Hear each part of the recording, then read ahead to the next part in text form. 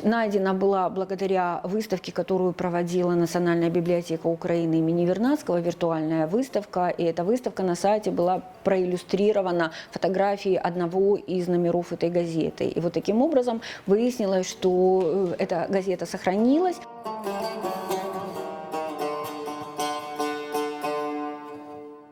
Даже применительно к названию у исследователей встречались различные мнения. Кто-то считал, что не аксес, а аксес, то есть не голос правды, а слово правды. Кто-то вообще писал в своих работах об этой газете как Халк Сиси, то есть голос народа, да, и датировал ее вообще 1917 годом.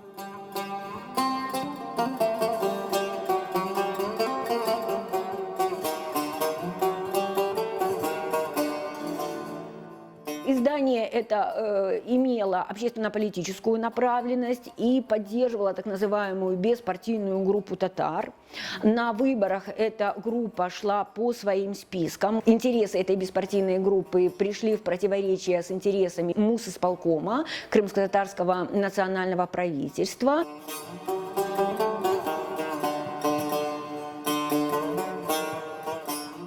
На русскоязычной полосе, которая не была переведена, она изначально писалась на русском языке, был один контент, и его делали русскоязычные авторы, а на крымско-татарской полосе был другой контент, и его делали крымско-татароязычные авторы, которые приехали в Крым, скорее всего, большей частью из Добруджи. По крайней мере, мы знаем, что эту полосу делали известный крымско-татарский поэт Мемет Ниязий и Мемет Нури, еще один известный публицист.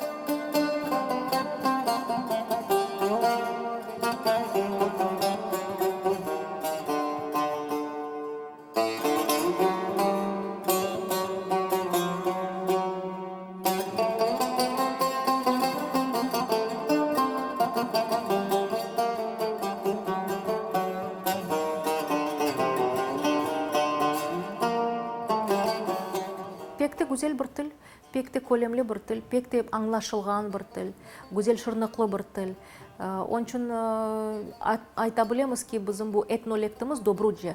Etnolektimіз de bu gazetanın içinde tarihi olarak kaldı. Büyük böyle massalarga yayınlanған makaleler de var onun içinde. Çünkü basit halk içinde bazı meraklı makaleler de var. Mesela evlenu hakkında, koylarımız hakkında, müftilerimiz hakkında, mollalarımız hakkında gazeta tamamen uzun devrini sanki bir kuzgude aks ettirgeni gibi bir gazeta. Onun tapılğanı pek büyük bir şans bizim için, pek büyük bir baxt. Çünkü bu gazetanın olğanını bileydik 3. ve 4.